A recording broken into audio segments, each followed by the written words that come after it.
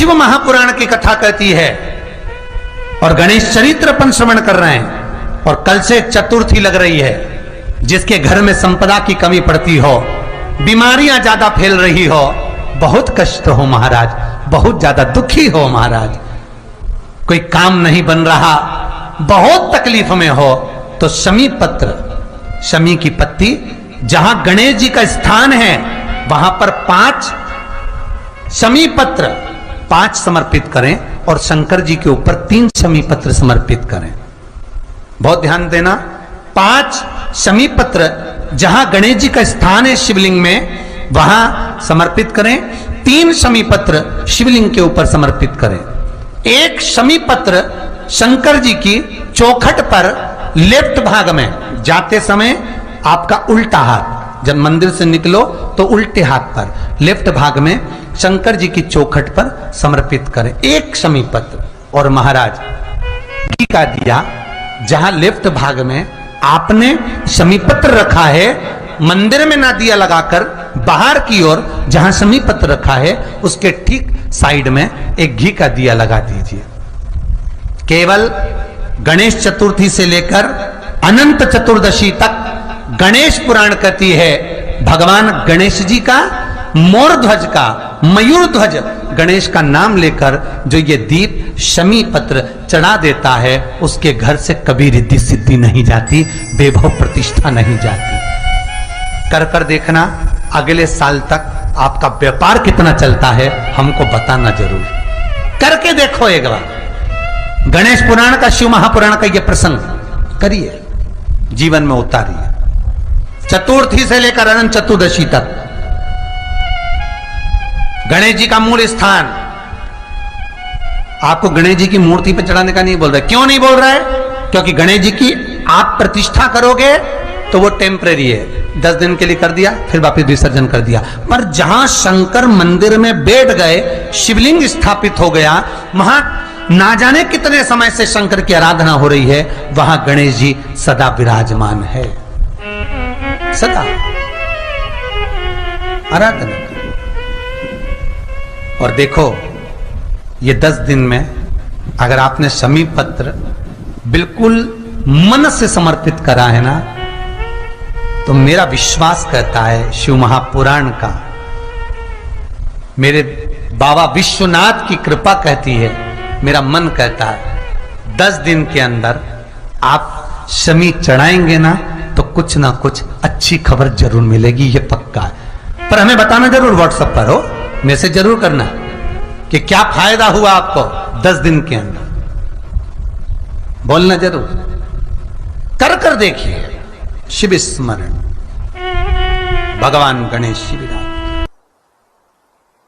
चतुर्थी का जो व्रत करने वाली होती हैं, जो चतुर्थी का पूजन करने वाली होती हैं, उनके भीतर का एक भाव होता है कि जैसे ही शाम का समय आए चंद्रदेव का पूजन करें, चंद्र जब प्रकट हो जाए, कलश भर लिया, उसके नीचे आखा दाना रख दिया, चावल गेहूं जो भी आप रखते हो पूजन के लिए, ऊपर पात्र आदि रख दिया जलाशय, फिर अपन ने घी का दिया लगाकर पूजन भी कर ली। तो जो चतुर्थी का पूजन करने वाली होती हैं, जो चतुर्थी का नियम व्रत धारण करने वाली होती हैं, बड़ी बड़ी चतुर्थियां करती हैं या उसका नियम धारण करती हैं, तो चतुर्थी का जो पूजन करती है वो किस चीज के लिए होता है? केवल संतान, पुत्र, परिवार, हमारा कुटुंब, हम जिस कुल में हैं, हमारा कुल वैभव की ओर बढ़े, संपदा की ओर बढ़े और उसकी आयु बढ़े, उसकी आयु बढ़े, वैभव बढ़े। बहुत ध्यान दीजिएगा महाराज, चतुर्थी की पूजन में जो आप आखा दाना रखते हो, गेहूं वगैरह कुछ भी जो रखते हो, उसकी बड़ी महत्वता होती है महाराज। यहां तक कहा गया है, चतुर्थी की कथा तो आप लोग पढ़ते होंगे, जो लोग पढ़ते हैं उनको मालूम होगा, चतुर्थी की कथा में लिखा है, चौथ माता के व्रत में वर्णन किया गया है कि वो आखा दाना जो रखा जाता है, मान लो कोई जरूरी काम होता है तभी आखा दाना को रखा जाता है, संभाल के रखते हैं कि हम इस काम के लिए जा रहे हैं और हमारा ये कार्य सफल होना चाहिए।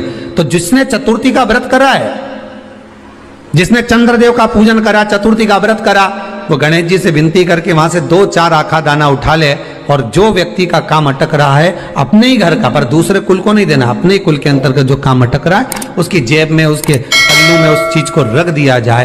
तो चतुर्थी जो अगली आती है, जैसे आप महीने की करते हो तो महीने की, और आप जैसे करते हो कि 4 अलग बड़ी बड़ी चतुर्थी करते हो तो उसके अनुसार आपका कार्य सिद्ध होता ही है। उस आखे दाने का इतना महत्व होता है क्योंकि चतुर्थी का व्रत करने वाली माता जब व्रत करती है तो स्वयं चतुर्थी की कथा में लिखा हुआ है कि पार्वती जी गणेश जी से चतुर्थी की कथा बचवाती। चतुर्थी की कथा बाची किसने थी? स्वयं गणेश जी महाराज ने। और सुनी किसने थी? माता पार्वती। बाचने वाले गणेश जी थे, सुनने वाली माता पार्वती थी। तो चतुर्थी की कथा जब होती है तो उसको स्वयं गणेश जी बाच रहे हैं, तो व्रत कौन सुन रही है? माता पार्वती। और आपने जो आखा दाना लिया वो गणेश जी के भाव से लिया, गणेश जी से निवेदन करके, विनय करके, प्रार्थना कर उसको प्राप्त किया। पुराण की कथा कहती है और गणेश चरित्र अपन श्रवण कर रहे हैं, और कल से चतुर्थी लग रही है। जिसके घर में संपदा की कमी पड़ती हो, बीमारियां ज्यादा फैल रही हो, बहुत कष्ट हो महाराज, बहुत ज्यादा दुखी हो महाराज, कोई काम नहीं बन रहा, बहुत तकलीफ में हो, तो शमी पत्र, शमी की पत्ती, जहां गणेश जी का स्थान है वहां पर 5 शमी पत्र 5 समर्पित करें और शंकर जी के ऊपर 3 शमी पत्र समर्पित करें। बहुत ध्यान देना, 5 शमी पत्र जहां गणेश जी का स्थान है शिवलिंग में वहां समर्पित करें, 3 शमी पत्र शिवलिंग के ऊपर समर्पित करें। एक शमी पत्र शंकर जी की चौखट पर लेफ्ट भाग में जाते समय आपका उल्टा हाथ, जब मंदिर से निकलो तो उल्टे हाथ पर लेफ्ट भाग में शंकर जी की चौखट पर समर्पित करें। टीका दिया, जहां लेफ्ट भाग में आपने शमी पत्र रखा है, मंदिर में ना दिया लगाकर बाहर की ओर जहां शमी पत्र रखा है उसके ठीक साइड में एक घी का दिया लगा दिया। केवल गणेश चतुर्थी, गणेश पुराण कहती है भगवान गणेश जी का मोर ध्वज का, मयूर ध्वज गणेश का नाम लेकर जो ये दीप शमी पत्र चढ़ा देता है उसके घर से कभी रिद्धि सिद्धि नहीं जाती, वैभव प्रतिष्ठा नहीं। कर कर देखना अगले साल तक आपका व्यापार कितना चलता है हमको बताना जरूर, करके देखो एक बार। गणेश पुराण का, शिव महापुराण का ये प्रसंग जीवन में होता है। गणेश जी का मूल स्थान, आपको गणेश जी की मूर्ति पे चढ़ाने का नहीं बोल रहा है। क्यों नहीं बोल रहा है? क्योंकि गणेश जी की आप प्रतिष्ठा करोगे तो वो टेम्परेरी है, 10 दिन के लिए कर दिया फिर वापस विसर्जन कर दिया। पर जहां शंकर मंदिर में बैठ गए, शिवलिंग स्थापित हो गया, वहां ना जाने कितने समय से शंकर की आराधना हो रही है, वहां गणेश जी सदा विराजमान।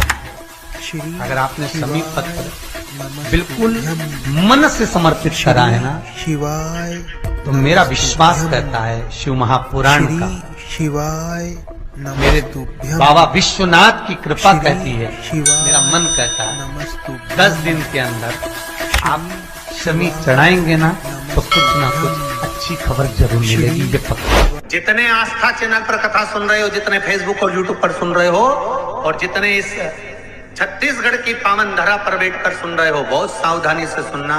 एक छोटा सा कपूर का टुकड़ा जब आरती में जलाया जाता है तो ये कपूर क्यों जलाते हैं? इस कपूर का महत्व क्या है? इस कपूर का कारण क्या है? ये कपूर है कौन जिसको हम आरती में जलाएं? क्या जरूरत इस कपूर को आरती में जलाने की? क्या जरूरत इसको यज्ञशाला में जलाने की? क्या जरूरत है इस कपूर को पूजन में जलाने की? स्वयं गुरु बाबा कहते हैं यदि कोई आरती में, पूजन में, घर में एक कपूर का टुकड़ा आरती के बाद में जब समर्पित करेगा तो उसको अश्वमेध यज्ञ का पुण्य प्राप्त हो जाएगा। अश्वमेध यज्ञ के पुण्य को पाने के लिए कपूर का टुकड़ा आज भी आरती में जलाया जाएगा। एक कपूर का टुकड़ा सुख का, इसीलिए हमारे यहाँ शास्त्र कहता है महाराज, जब आपको घर में अगर ऐसा लगने लगे कि 15 दिन से बहुत बेचैनी है, बहुत दुख तकलीफ लग रही है, कोई ना कोई बीमार पड़ रहा है, कुछ ना कुछ तकलीफें लग रही है, तो एक पीपल का पत्ता ले लो, उसके ऊपर एक कपूर का टुकड़ा ले लो, सारे घर में घुमाकर उसको दरवाजे के बीच मध्य में जलाकर रख दीजिए। थोड़ी सी देर 20 से 25 मिनट के अंदर मकान में एनर्जी वापिस आ जाएगी, उस भवन में एनर्जी वापिस प्राप्त हो जाएगी।